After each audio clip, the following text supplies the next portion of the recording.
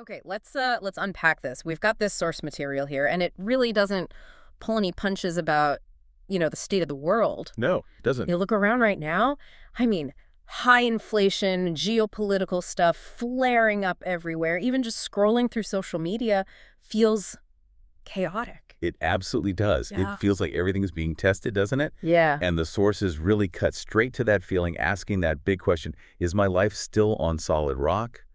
Or is all this uncertainty making things shaky? Apakah hidupku tetap berdiri di atas batu karang yang teguh atau mulai uya oleh ketidakpastian? Starting to waver. Right. That hits home. And the sources say this uncertainty is coming at us from, well, three main directions, right? That's right. Three big areas testing everyone's foundations. First, there's the economic disruption. We're talking high global inflation, big layoffs, PHK as it's mentioned, and serious crunches in food and energy. You can't really ignore that one. No. Then second, you've got the geopolitical scene. It's just volatile. The war in Ukraine and Russia is ongoing. You've got constant tension in the Middle East. Israel versus Iran, Hamas, Hezbollah, plus this underlying power struggle between the major global players. A lot to track. And the third one? The third is maybe a bit more internal, but just as powerful, social and cultural pressure. Really deep divisions, intense polarization of ideas. It makes just talking to each other difficult, let alone solving problems. Okay, so the world feels like it's shaking. What's our mission here in this deep dive, then? What's the roadmap the sources offer? Well, the goal today is really to analyze the 4 key attitudes the source material suggests for keeping your stability, your integrity, when everything around you feels unstable. Okay. And it's all built on this core belief, this promise. Waktu dunia dikungkangkan, justru kerajaan Allah tidak terkungkangkan. Basically, when the world gets shaken, the kingdom of God does not. It remains firm. That phrase, kingdom of God. Before we jump into the attitudes, maybe we should clarify what that means in this context. It's easy to hear it just as a religious idea, but how does the framework define this unshakable thing? That's a really important point. Yeah. The sources aren't talking about like a country on a map or a political party. Right. It's presented as this foundation of eternal truth, purpose, integrity. Yeah. Something that operates outside the ups and downs of earthly systems. It's about being aligned internally with what's fundamentally real and lasting, no matter who's in power or what the markets are doing. Okay, that makes sense. An internal anchor. So with that foundation laid, let's get into the first 2 attitudes we need to cultivate. All right. Attitude number 1 is probably the hardest one for people today. Do not be surprised or panic. Easier said than done. I mean, it's one thing to say don't panic, but the news is designed to grab your attention, often through alarm. How does the source differentiate between, say, sensible caution like adjusting your budget and the kind of world fear it warns against? That's the key distinction. It's about the source and the settling of the fear. The material says yes, be socially aware, know what's happening. You have to know the news. But don't live from the world's anxiety. Don't let it become your operating system. Panic, like the source mentions with that warning, you will hear of wars, but the end is not yet, is framed as the reaction that's actually unhelpful, almost unnecessary in a spiritual sense. The crises are sort of expected. Your internal collapse isn't. Okay, so being informed but not infected by the fear. If avoiding panic is about managing the external reaction, what's the internal posture? That sounds like attitude 2. Exactly. Attitude 2. Maintain integrity and truth. And the model here is Daniel. Yes, which is fascinating, right? Because Daniel didn't run away from the corrupt system in Babylon. He operated right inside it, rose to a high level even. Yeah. But, and this is crucial, he didn't compromise his core values, his integrity. And the sources stress that his integrity wasn't just about not doing bad things. It was active, wasn't it? Like, he maintained his prayer life, sure, but also honesty and, importantly, real quality in his actual job. Excellence? Absolutely. Active excellence. The point here seems to be that when everything's chaotic and systems are maybe decaying, demonstrating consistent, high-quality work and radical honesty, that is the non-compromise. That's your witness, in a way. Precisely. The world tests integrity constantly, especially in tough times, because, as the source suggests, only what's genuinely pure and reliable can actually be used by God, let's say, for constructive good. So integrity shifts your focus from just surviving the mess to actively contributing something solid, even if the system around you feels rotten. Okay, I get that. So internal grounding, no panic externally, hold fast to integrity internally.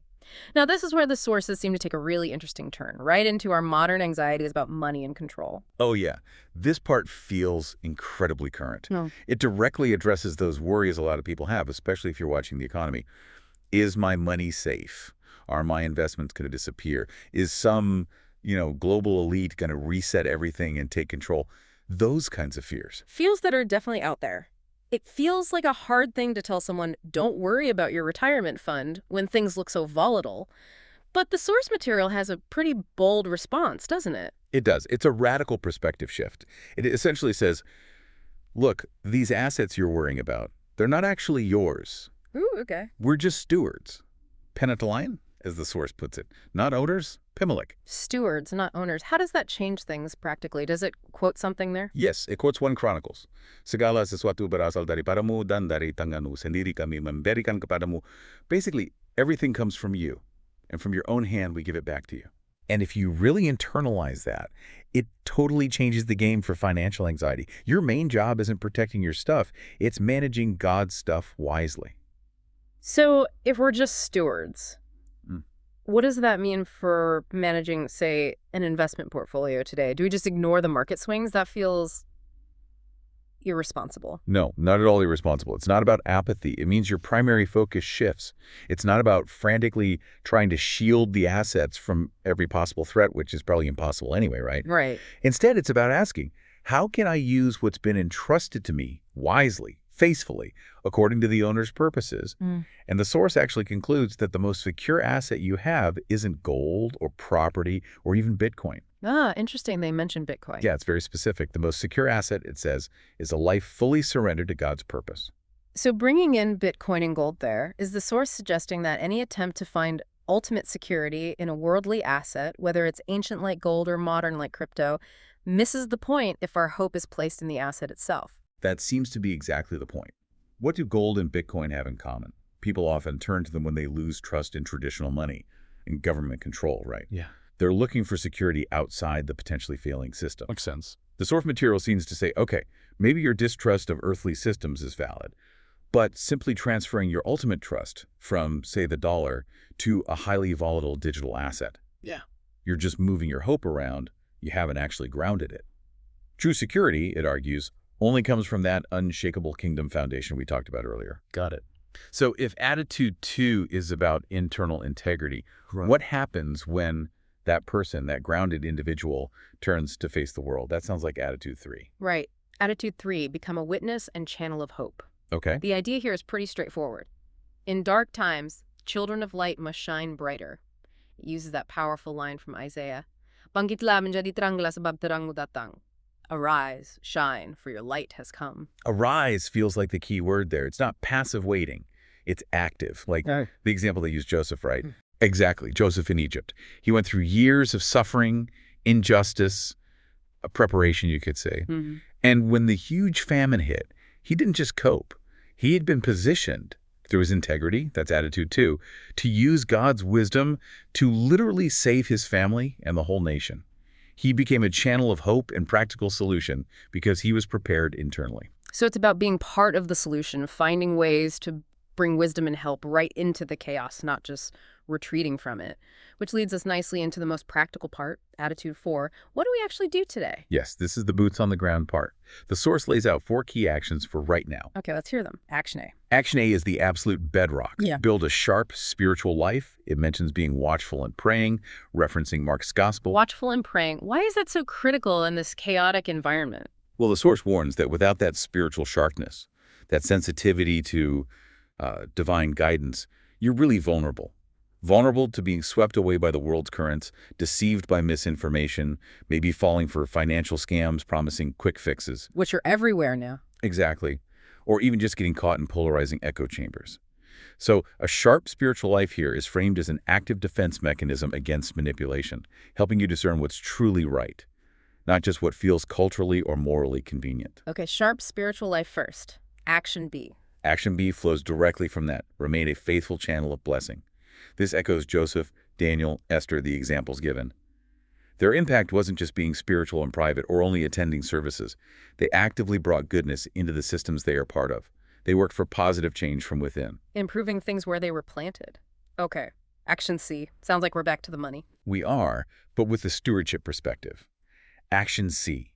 Manage assets with wisdom and submission. This gets practical. Avoid extremes. Don't be greedy, chasing every last penny. But also don't be reckless or careless. Simbrono is the word used. Simbrono, reckless. So Don't put your ultimate hope in gold or Bitcoin, but in God's wisdom guiding your decisions. It's about adopting that kingdom mindset and constantly asking, okay, what has God entrusted to me here, and who is it meant to bless? How should I use it? The goal shifts from just accumulation for my security to effective stewardship for others. a fundamental shift in purpose for wealth. All right, and the last one, Action D. Action D provides the long view. Trust the prophecies and promises. The source material is consistent on this.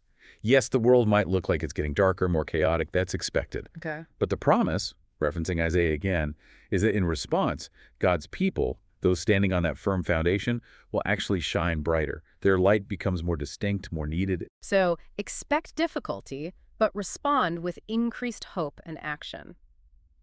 It's interesting, this idea of hope and courage being rooted in something deeper than circumstances. We see echoes of that outside of this specific faith framework too, don't we? The sources mention some world figures. Absolutely. It's a powerful human principle. Think about someone like Václav Havel, who led Czechoslovakia after communism. He had this incredible quote mentioned. Hope is not the conviction that something will turn out well, but the certainty that something is right and worth fighting for. That takes the pressure off needing guaranteed success, doesn't it? The fight itself has meaning. It really does. It grounds the action in conviction, not just optimism. And Nelson Mandela, another figure referenced, said something similar about courage. I learned that courage is not the absence of fear, but the triumph over it. Triumph over it, not lack of it. Exactly. These leaders navigated immense turmoil precisely because their hope, their courage, wasn't based on things going smoothly. It was anchored in deep-seated values, in that sense of fighting for what is fundamentally right. And the sources connect this back to biblical figures too. Oh, definitely. They point to Noah building that ark when everything probably seemed uncertain, maybe even crazy to onlookers, but it led to survival. Right. Or Elijah, standing basically alone against a corrupt regime, yet seeing, as the source puts it, God's fire descend, seeing transformation happen against the odds. And the ultimate example cited is Jesus himself. Living under Roman occupation, navigating intense religious clashes, facing total injustice. Yet his victory didn't come through political power or weapons. It came, the source emphasizes, through unwavering commitment to his purpose, culminating in the cross. His stability was rooted entirely in submission to that unshakable, eternal reality. So bringing it all together, if you, the listener, are feeling that global stress, that chaos we started with, what's the synthesis here? What's the big takeaway? I think the core message is this. Yes, acknowledge the chaos is real, the world is shaking. But we don't have to internalize its fear or operate by its rules. The source material encourages seeing yourself as a citizen of a different kingdom, that kingdom of God, which it defines as inherently unshakable. And practically that means shifting our energy. Exactly. Yeah. Shifting energy away from just trying to protect our temporary stuff from external shocks, and instead pouring that energy into deepening our internal integrity, our connection to that firm foundation, and then actively looking for ways to be channels of blessing, of hope, right within the systems we find ourselves in. Your stability becomes a resource for others. It demands constant awareness, though, vigilance against just defaulting back to the world's way of thinking, fear, self-protection, accumulation. Absolutely. Which is why the framework leaves us with this final kind of provocative challenge. It's a paraphrase from the New Testament from 1 Peter. What did it say? It essentially says, Jangan takut terhadap apa yang ditakuti dunia. Jangan gelisah. Tetapi kuduskanlah Kristus di dalam hatimu sebagai Tuhan. Or in English, do not fear what the world fears. Don't be troubled, but set apart Christ in your hearts as Lord. Set apart Christ as Lord. Not the fear, not the chaos, not even our own plans for security. That's the challenge. So the question for you to reflect on this week is, how can you actually apply that kingdom mindset? How can you manage your time, your resources, your energy, not primarily for your own security blanket against the storm, but intentionally as a steward, looking for ways to bless others right where you are right now? That's the heart of it. Finding stability not just for yourself, but becoming a source of it for a world that desperately needs it. A powerful framework to consider. We hope this deep dive gave you some solid structure for navigating these turbulent times. Thanks for joining us. Thank you.